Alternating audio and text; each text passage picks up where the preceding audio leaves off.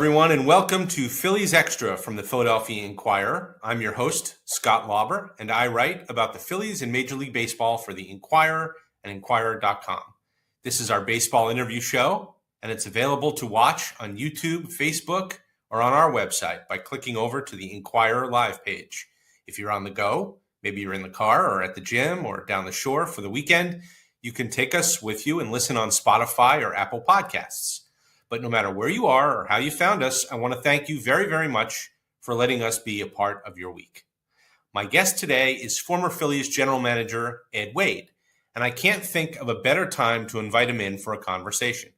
For one thing, it's July, and even though it's a time to talk about all-stars, the front offices are about to take their turn in the spotlight, because July is the month when the buyers form one line and the sellers form another, and everybody tries to beat the trade deadline by wheeling and dealing in the last opportunity that they have to make meaningful improvements to the roster before the stretch run.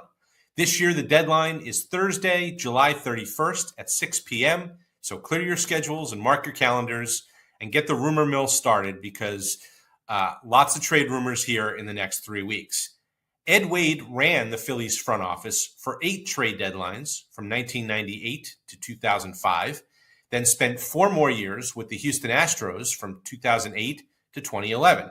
He orchestrated a few deadline blockbusters, sending Curt Schilling to the Arizona Diamondbacks in 2000, Scott Rowland to the St. Louis Cardinals in 2002, and Roy Oswalt and Hunter Pence from the Astros right here to the Phillies at back-to-back deadlines in 2010 and 11.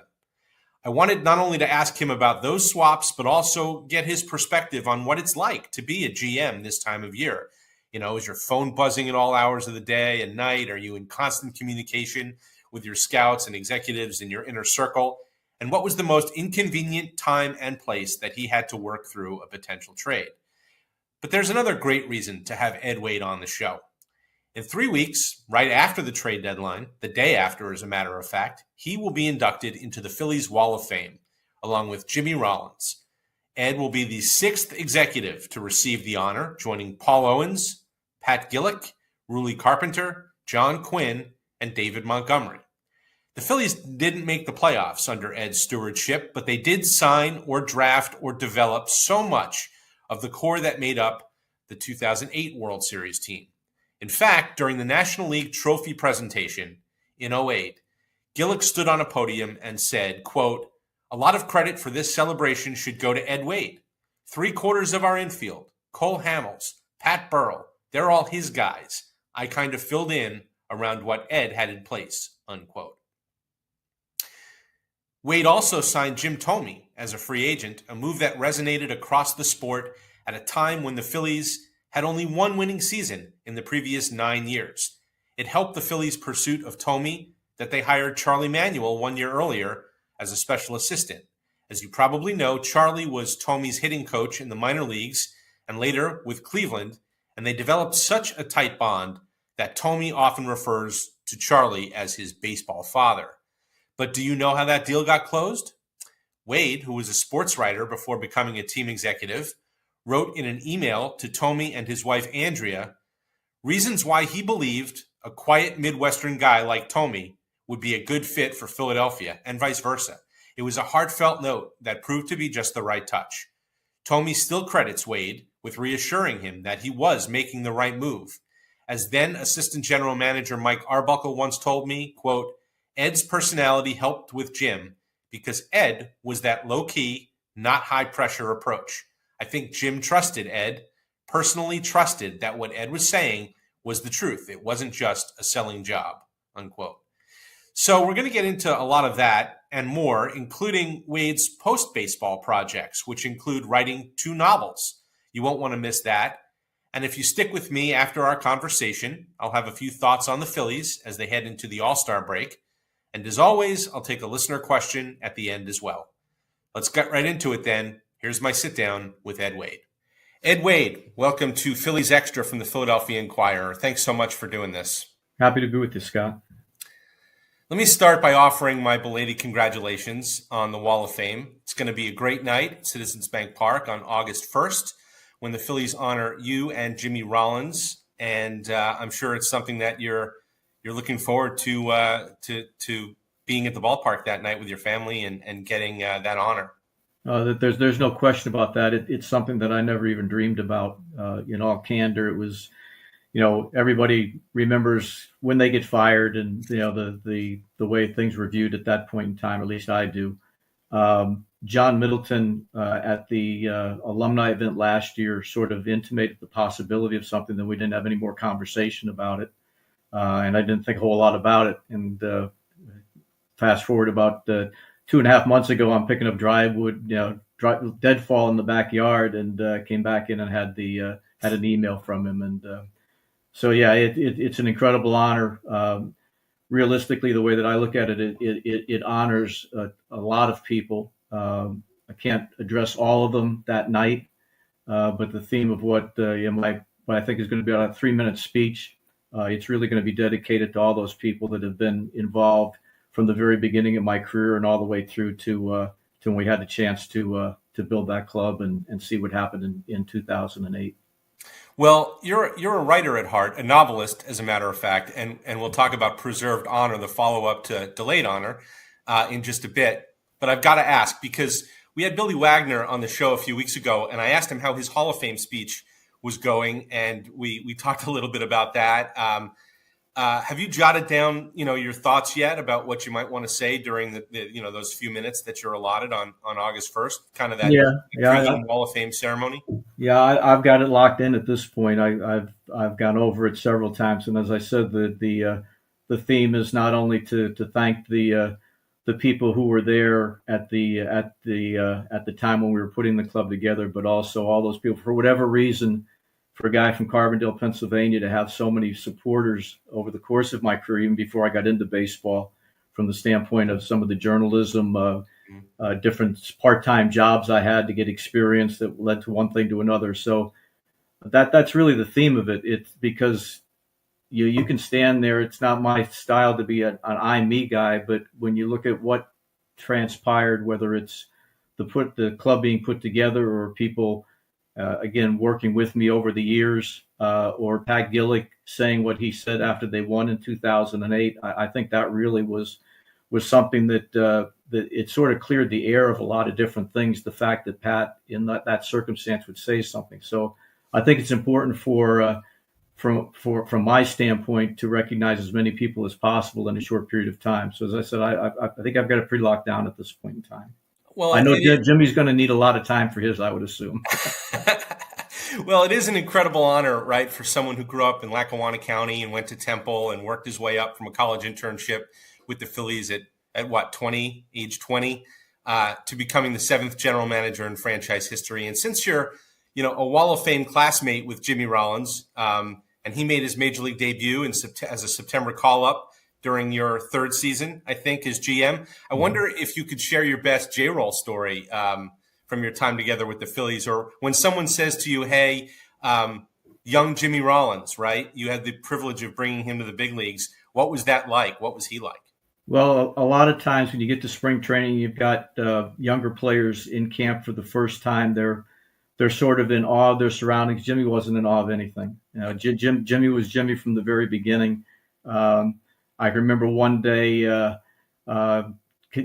teasing him a little bit. He had come in with his curls, and all of a sudden the curls were gone, and his hair was blowing out at that point in time. I went into the clubhouse and got a can of hairspray, and I said, "Here, this stuff works for me. Why don't you try this stuff out?" And he just was not in awe of his surroundings, and really at the same time had a great sense of the game itself, not only the way it's played, but I think he had a pretty good idea of the history of the game.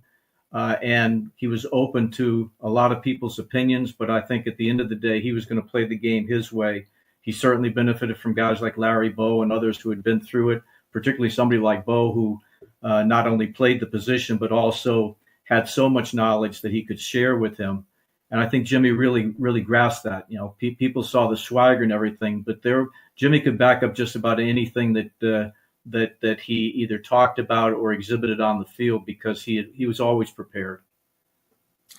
Yeah, that's terrific. Doug Glanville tells a great story about rookie Jimmy Rollins in batting practice, and Jimmy being Jimmy, talking all the time, and ooh, look at that, I hit that one well, and Scott Rowland finally saying, like, I've had enough, and he called a meeting with Glanville and Bobby Abreu and was like, we're kicking him out of our group, like, I just can't take it anymore. and I laugh and laugh every time Doug tells that story, because I think it kind of goes to what you're talking about, like Jimmy having that sort of confidence in himself right from the get-go. And I guess, the markings of a guy who was going to be a great player and a player who was going to help lead this franchise forward.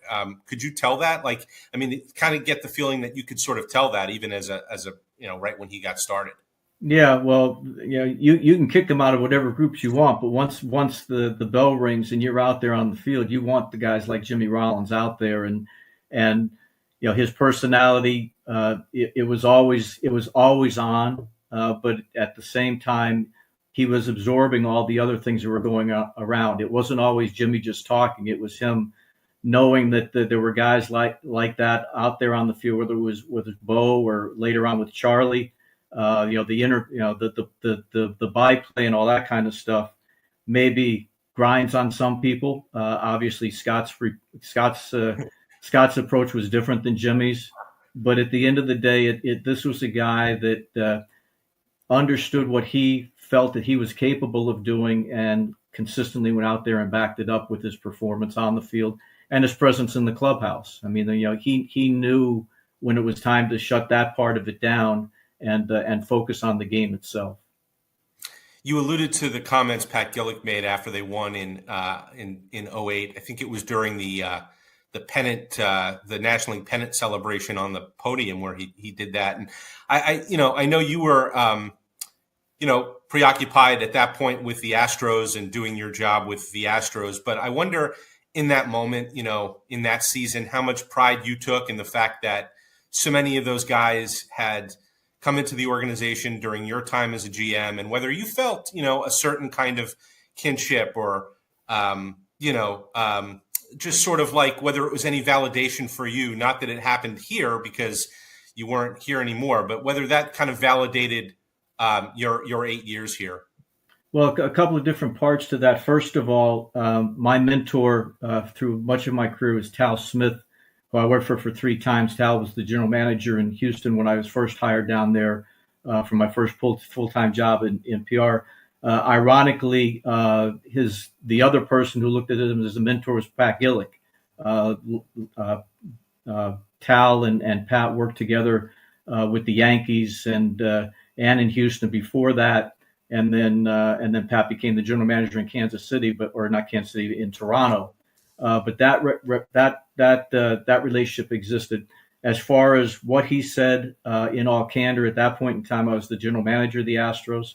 I wasn't paying a whole lot of attention to the World Series. I was just getting my feet wet there, and I was sound asleep when the Phillies won the World Series. And my phone started to buzz with text messages, and it was basically, "Isn't that great what Pat Gillick said?" I had no idea what people were talking about.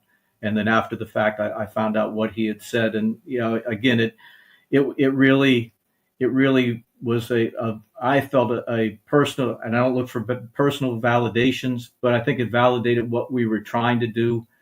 We didn't get there in a timely enough fashion that I would have benefited from it.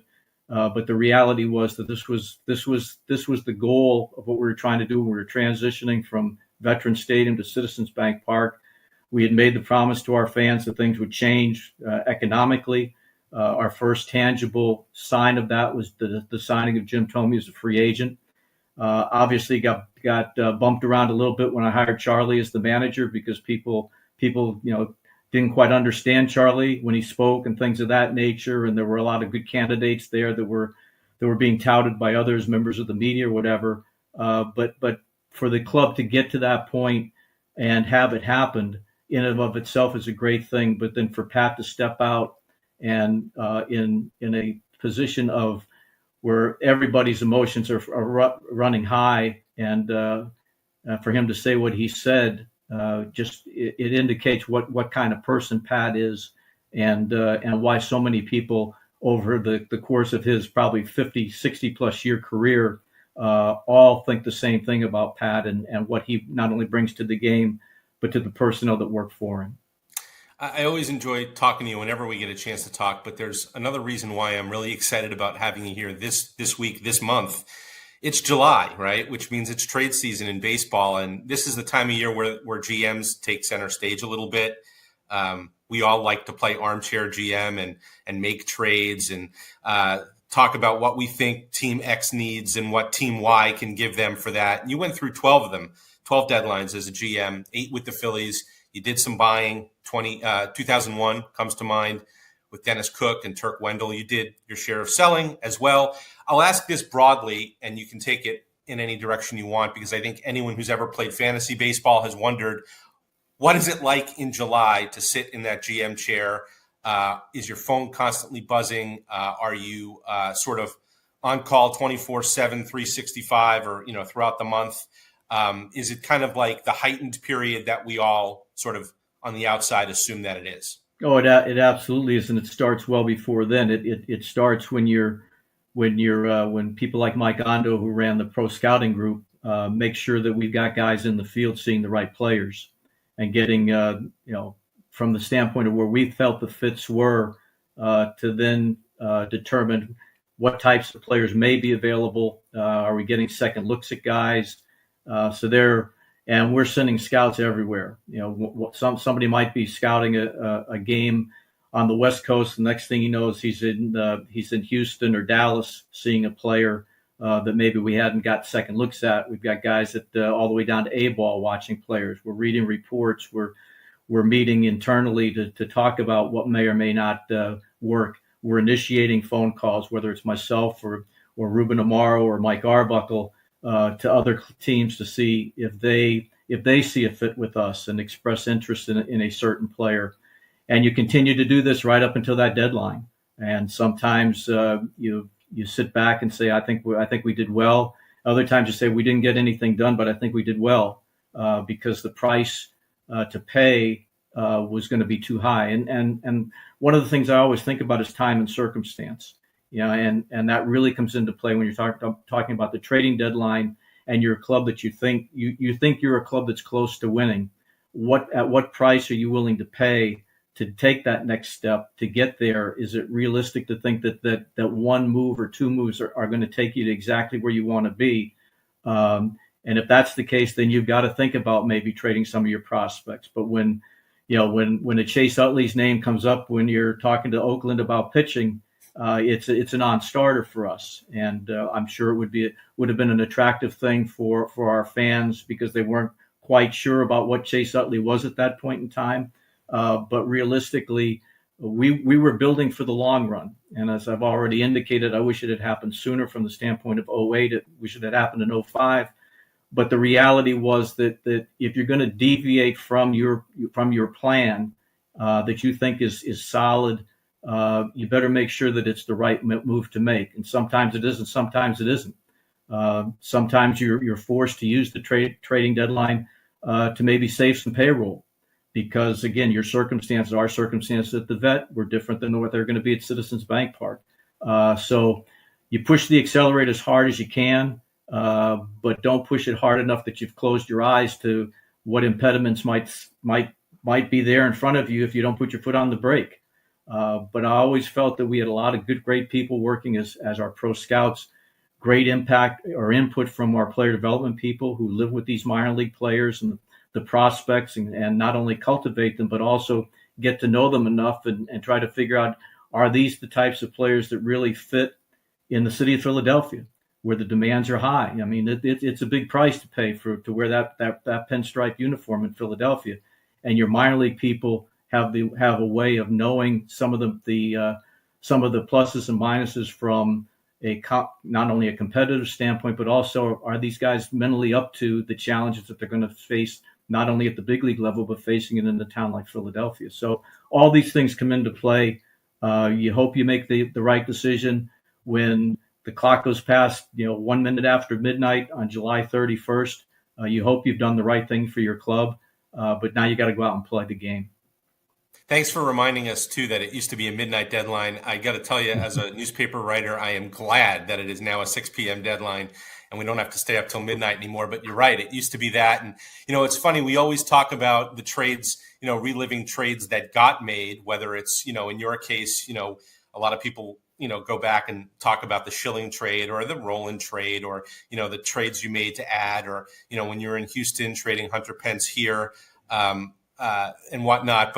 And I think you just alluded to this. I always think it's just as interesting. It would make a great story one of these days to sit down with some GMs, former GMs, and talk about the trades that didn't get made. Do you think about those maybe as often as some of the ones that did go down? I think you just alluded to it with, I'm sure you got tons of offers for people like Chase Utley. Sometimes, what's the old adage, right? Sometimes the best trades are the ones you don't make. Do you think about some of those from time to time and how history might have been different if a move had gotten made here or there, or a deal went down that you might have thought was going to happen and it ended up not happening? Yeah, well, I guess to go back to the point of the Schilling and Roland circumstances, you wish that that you didn't have to make those types of trades. But what we were trying to do at that point in time, we talked about get good and stay good, but the get good part is going to take some time. And I think in the case of both Kurt and in Roland, that didn't fit their time frame. And for us to continue to move forward, it sort of necessitated that we do those types of things. But you try to put your best foot forward. You've got to look at things not only from the standpoint of today, but what the future may hold as well. So there are a lot of different types of circumstances that occur over that period of time. You just try to make sure that whatever move you make is the best one to make at that point in time. Again, time and circumstance dictates. You mentioned the Hunter Pence trade. I went into Houston where the circumstance at the beginning of my time there was that we were going to continue to have a vibrant payroll and push hard.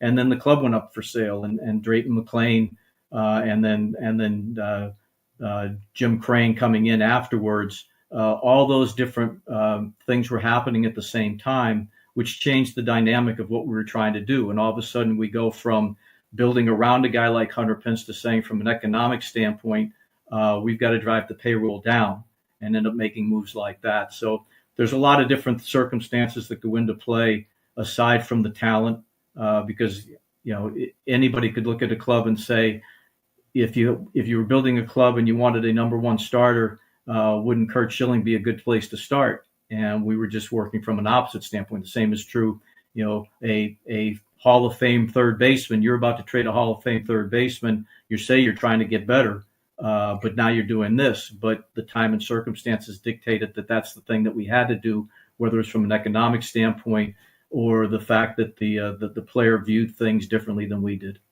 I got two more quick trade questions for you. I read a really fun story this week on ESPN.com about, as I said, it's a 24/7, 365 job now, and it was that way in your time as a GM as well. Inconvenient times when you had to sort of like engage in a conversation with another GM, and I guess now in the texting age, it probably happens even more because it's just easy enough to fire off a text message. But I know it's happened to me. Like you're at a family function and you've got to excuse yourself because you've got to go report something that's going on. If memory serves, like I think you made the Mickey Morandini, Doug Glanville trade on Christmas Eve or eve of Christmas Eve. Was there a deal that got made where you were like, oh man, like I got to pull myself away from, there were some funny stories in there about, I think Mike Hazen was like on vacation with his family in Hawaii and they were about to go like ziplining and he had to let the kids go because he had to make a deal, or, someone was at a funeral and they had to excuse themselves. Is there one that comes to mind where you're like, God, it's got to happen right now? Well, you mentioned it. I had really been the GM in Philadelphia. I was probably still interim general manager, and we're moments away from Santa Claus coming down the chimney, and made the Glanville trade. And then I think I signed Alex Arias at the same time. And I think there was another deal. And my wife said to me, is it always going to be like this? And I said, well, yeah, pretty much so.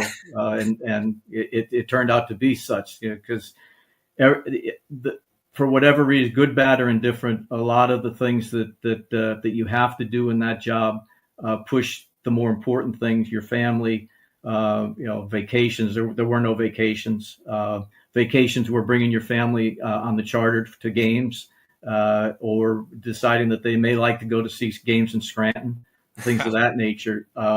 So there's a lot of things that get missed along the way, and fortunately, my wife and our son and our two daughters clearly maybe didn't completely accept that lifestyle, but understood what it was all about, and the demands that it entailed. But at the end of the day, we try to do the right things on all fronts. But you are put in positions at certain times to be a little bit conflicted along the way. But that's what the job description doesn't say. But it certainly is what it is. And the last trade question, baseball question I have for you. I know when Dave Dombrowski got hired by the Red Sox, I was covering that team at that time for the Boston Herald, and I know I called you on this, and I know I talked to you separately about the Polanco Urbina deal. I think I might be wrong on this. Was that the only trade that you and Dave made with one another in the, I guess, 12 years or so that you overlapped as GMs? Yeah, that's the only one that I recollect, and even that one, we had some different things happening in the organization, and we really needed to try to find somebody to plug in that space to allow us to get to Billy Wagner, and things out of our control that I don't want to get into from a personnel standpoint sort of dictated that was going to happen. Obviously, having Chase around allowed us to trade Placido Polanco, but Placido Polanco, as he showed before we got him in the Roland trade, and after we traded him away, was a key piece to anybody's club. So it was really difficult to do that, but we needed to figure out how to cover that eighth inning circumstance, and as it turned out, it wasn't quite what we had expected from Urbina, but you go into it with your eyes wide open, knowing that, again, that the demands in Philadelphia might be a little bit different than the demands in Detroit. So we took a shot at the guy that was most available, who fit the need of what we had at that point in time, and wish it had worked out better, at least a game or two better. But that's the type of thing that you have to understand, that the best deal on paper still has to go out there, and the players involved have to perform to a certain level, and you live with the consequences. Yeah, and the timing was unusual in that it was in early June, and I think you've told me that it took only a few conversations, 3 conversations maybe with Dave to get that deal done. Was that? Is it fair to say that was typical of kind of your experience with him, and that it was pretty direct and straightforward, or given the time, early June, not the deadline, kind of an atypical time to make trades, was that an atypical interaction with him just because of the circumstances of that trade? No, Dave was always to the point. His mentor was Roland Heeman, who worked in baseball, from his teens on through. A great mentor for him. As I said, I had Tal Smith, and then after becoming the general manager in Philadelphia, I had Paul Owens and Dallas Green. So I had the types of people that Dave had on his end, and the conversations were also always to the point. There wasn't a lot of dancing around there.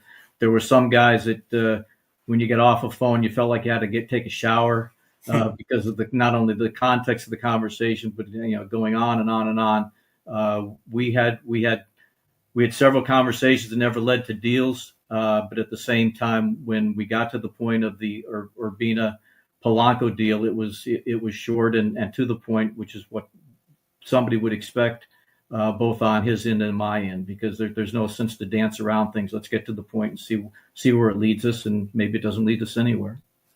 All right, let me get you out of here on this. And again, I can't thank you enough for being with us.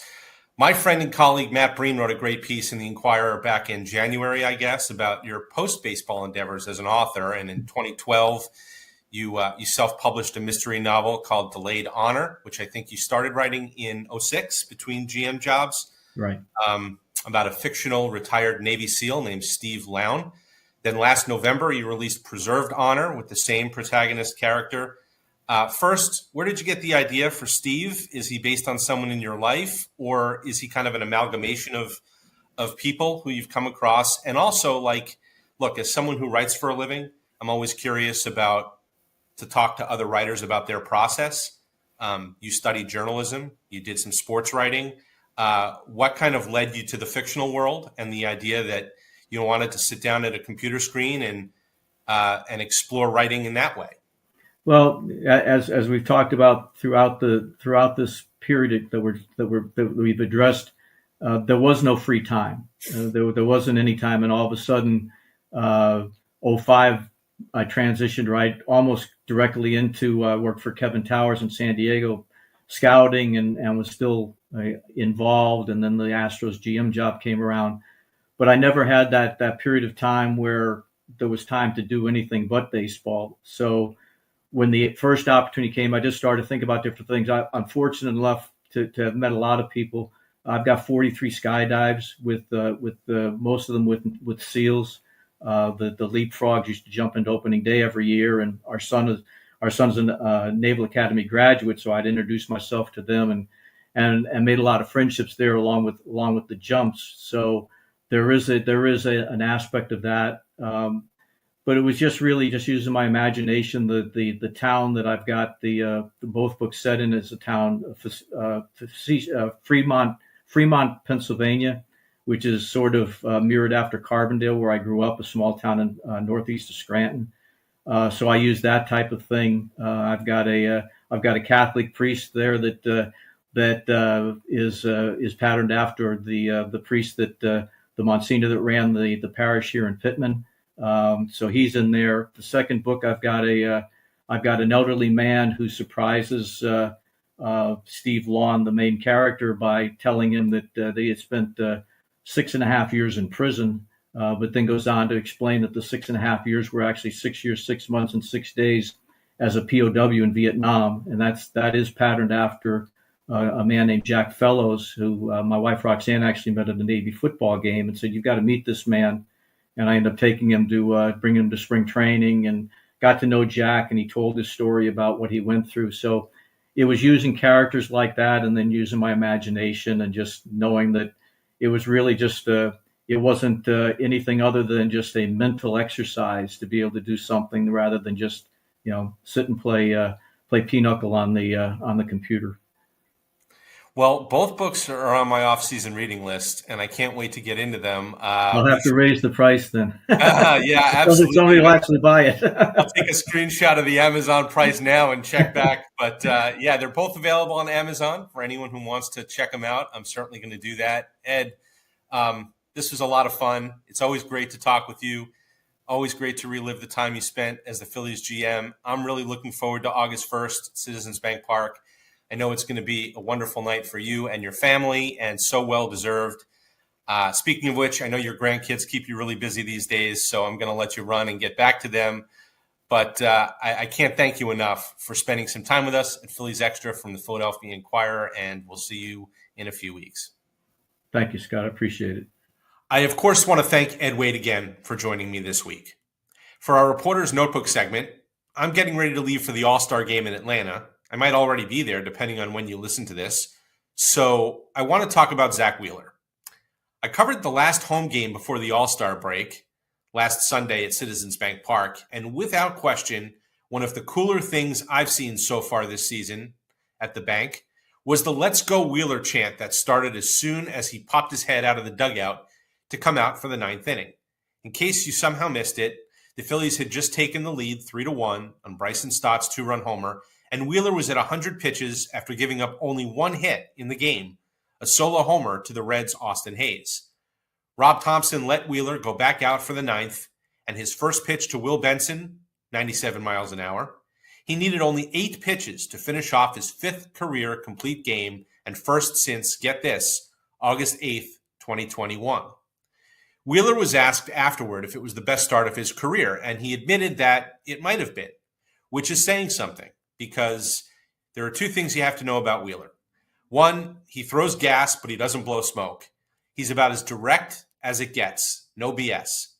And 2, Wheeler's had a lot of great starts since he signed with the Phillies in the 2019-20 offseason, which started me thinking, where does he rank among the best 5.5-year runs by any pitcher in Phillies history, which goes back all the way to 1883? All right, let's dive in. You ready? As we sit here, before his last start before the All-Star break, Wheeler has made a total of 151 starts for the Phillies.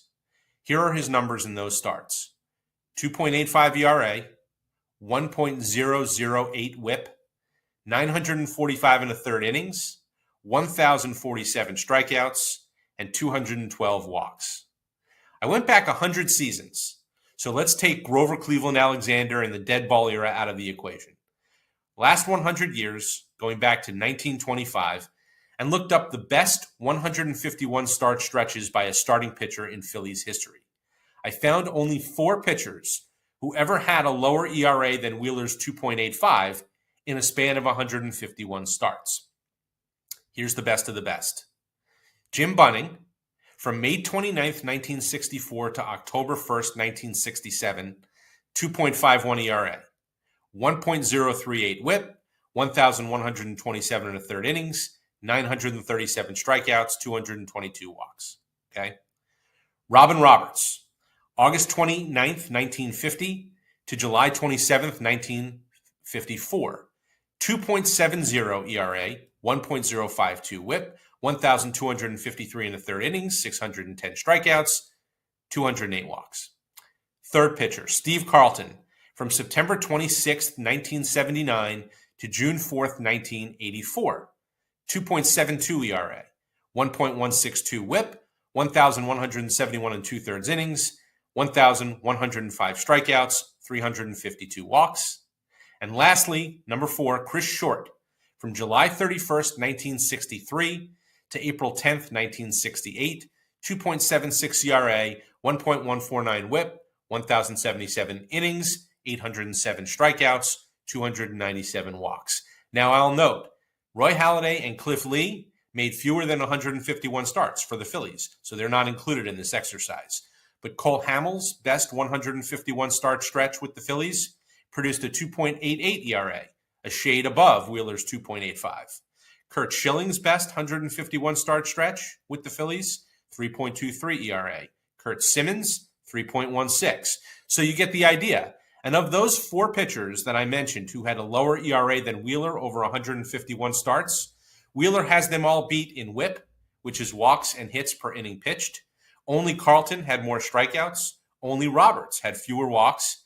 They all had more innings than Wheeler, but of course, that's more of a 21st century baseball issue than a Wheeler issue. Now, this is Wheeler's 6th season with the Phillies. Going into his last start before the All-Star break, he had a park-adjusted ERA of 148, which means he's been 48% better than league average since the start of the 2020 season. That would be the best ERA plus over a 6-season span by any starter in Phillies history. Roberts' best was 135. Carlton's was 133. Wheeler is also has 30.2 wins above replacement, according to Baseball Reference. Bunning had 30.2 WAR in a 4-year span with the Phillies from 64 to 67. But the only Phillies starters with more WAR in a 6-year span are Roberts, 46.9 from 1950 to 55, and Carlton, 31.1 from 72 to 77, and 32.4 from 77 to 82. Hamels and Schilling were close, coming in at 29.5 WAR and 29.3 in their best 6-year stretches. Now, that's a lot of numbers. You probably have a headache. The point is, every time Wheeler takes the mound, you are watching one of the best pitchers in Phillies history. Period, full stop. That is not hyperbole. It is not exaggeration. And what makes it even more impressive is that Wheeler didn't join the Phillies until he turned 30, his age 30 season. He's the rare professional athlete who has been better in the first half of his 30s than he was in his late 20s. It's almost like he's aging backwards. To take this a step further, I'll have a story in Sunday's Inquirer about Wheeler's evolution over the years through the eyes of some of his former pitching coaches and former catchers. So keep your eyes peeled for that in the newspaper and, of course, on Inquirer.com. And Zach Wheeler will be in the All-Star game on Tuesday night in Atlanta. That is his hometown. He might even start the All-Star game, and that would be a phenomenal story to cover next week in Atlanta at the All-Star game. Okay, So I was going to share a few thoughts on the trade deadline, but we've got at least 2, probably 3 more shows before that. So let's save it and move on to our last segment. We call it Hit and Run. And this is where we take a question from you. It's also a perfect time to mention that you can submit a question by email at slauber@inquirer.com or by finding me on the social media platform of your choice. Take your pick: X, Blue Sky, Facebook, Instagram, Threads, LinkedIn. I'm on all of them, so feel free to hit me up with a question or a comment. Lots of chatter out there this week about Bryce Harper, who returned from the injured list on June 30th and was 4 for 24 with 5 walks and 10 strikeouts through his first 7 games back in the lineup. This question is from Gary_FD4F2 on Inquirer.com, and he writes, don't the fans have a right to know a bit more about Bryce's wrist? Torn ligament, bacterial infection, broken or chipped bone, carpal tunnel? We'll support him and the team regardless. Gary, thanks for the question. Believe me, as someone whose job is to ask the questions and get the answers that fans want, sometimes the lack of specificity about injuries can be frustrating. Sometimes the team doesn't want to divulge too much information for competitive reasons. A lot of players don't like talking about injuries because they don't want to be accused of making excuses. I've covered Major League Baseball for 20 years, and I always try to see things from the perspective of the people that I talk to. And I've tried over the years to explain to athletes that there's a difference between an excuse and an explanation, right? But look, I get it. I understand the hesitation. Let me do the best I can based on what I know to explain what seems to be going on with Harper and his wrist. So last season, he played through a wrist injury that he didn't talk about much. He didn't miss much time, so there really wasn't any need to ask because we really didn't know. But I was having a conversation with him in spring training, and I just happened to ask how his wrist was feeling after going through that last year. And he said that it was much better after an off-season of rest, and he showed me by pointing to his hand exactly where he felt the pain. He described it as like a bruise, and he said it was in the location of the lunate bone, which is at the top of the wrist near the hand. When he sat out on June 6th in Pittsburgh and went on the injured list a day later with what the team characterized as inflammation in his right wrist, I asked Harper if the issue was the same as last year. He said it was, and that it was really basically the same problem, same kind of pain that he dealt with all last season. The idea then was for him to sit out and receive treatment rather than trying to play through it while getting it treated. And that's what he did. He missed about 3 weeks. Now, right before he came back, I was talking to him during a weekend series in Atlanta a couple of weeks ago. He said he still felt a little something in his wrist, but that he couldn't distinguish anymore between just normal soreness from swinging a bat and actual pain, which was definitely a good thing. I asked if he'd gotten any explanation from the doctors about why the pain came back in the first place, because it had gone away during the offseason and he didn't feel it in spring training in the first few weeks of the season. He said multiple doctors were unable to figure it out, although they knew that there was no indication of any structural damage that was going to require off-season surgery. Again, a good thing. So the next question was whether he'll need to manage it throughout the rest of the season, maybe take fewer swings in batting practice or even get more rest with days off. He candidly allowed for the possibility that, yes, his wrist might need to be managed, but he didn't know what form that would take, which I thought was fair because until he gets out there and plays like 10 or 15 consecutive games, he's not going to know how the wrist is going to respond, right? So, Gary, to answer your question, the sense that I've gotten, for whatever it's worth, is that Harper isn't intentionally hiding anything. In fact, I think he's being pretty upfront about what he does and doesn't know about this. But the whole thing definitely leaves me with as many questions as answers, like you. And obviously, it bears watching. Because for the Phillies to do what they want to do this October, they're going to need Harper to be as productive as possible, which certainly is tied to him also being as healthy as well. Okay, let's leave it there for this week and tell you that every episode, all 22 of them, of Phillies Extra, is available at inquirer.com/inquirer-live-sports/ or on the Inquirer's YouTube page or on Facebook. You can also listen to this episode and others, beginning with our Bryce Harper interview from a few weeks back on Spotify and Apple Podcasts.